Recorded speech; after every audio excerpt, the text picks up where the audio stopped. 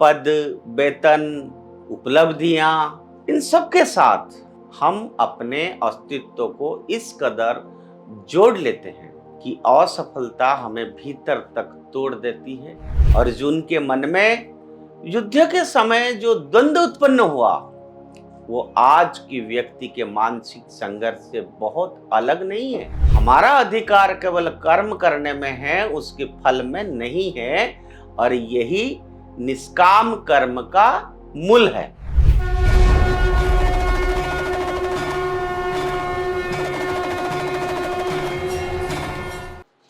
नमस्कार, उदय India digital में आप सबका बहुत बहुत स्वागत है। मैं हूं दीपक कुमार रथ।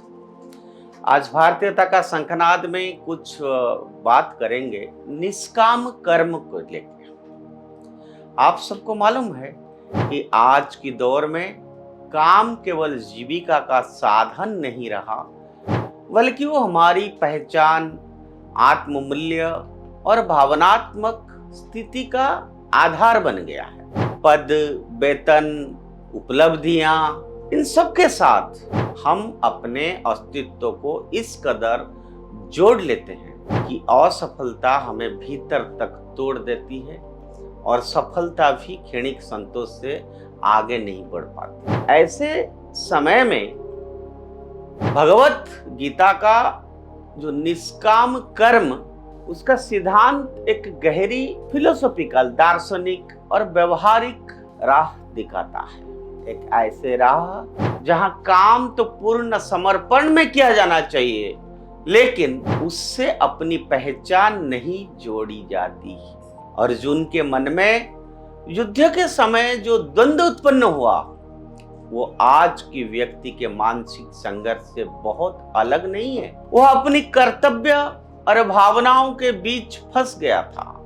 तब कृष्ण ने उसे जो उपदेश दिया वो केवल युद्ध के लिए नहीं था, बल्कि जीवन के हर कर्म के लिए मार्गदर्शक बन गया। कर्मण्येवाधिकारस्तु मा फलेषु कदाचन, अर्थात हमारा अधिकार केवल कर्म करने में है, उसके फल में नहीं है, और यही निष्काम कर्म का मूल है। और निष्काम कर्म का अर्थ यह नहीं है कि हम परिणाम की परवाह नहीं करें या महत्वाकांक्षा त्याग दें। इसका वास्तविक अर्थ है कर्म करते समय अपने अहंकार, भय और अत्यधिक अपेक्षाओं को त्याग देना।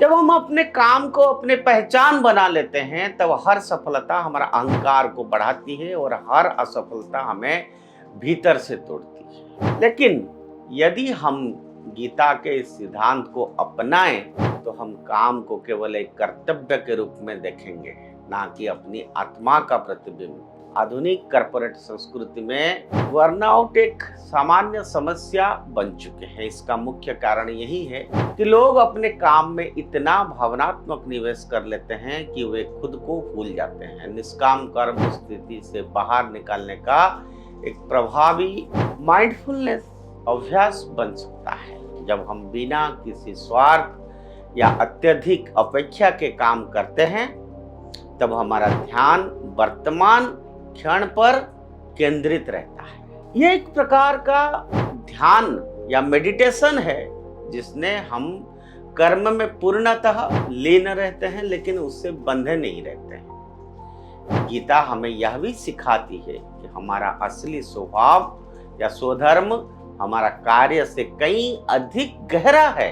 हम केवल अपनी नौकरी, पद या उपलब्धियों से परिभाषित नहीं होते हैं। जब हम इस सत्य का समझ लेते हैं, इस सत्य को, तब काम हमारा जीवन का एक हिस्सा बनता है, ना कि पूरा जीवन। इससे ना केवल मानसिक शांति मिलती है, बल्कि कार्य की गुणवत्ता भी बेहतर होती है, क्योंकि हम भय और दबाव से मुक्त होकर काम करते हैं। आज की प्रतिस्पर्धात्मक माहौल में यह विचार थोड़ा विरोधाभासी लग सकता है।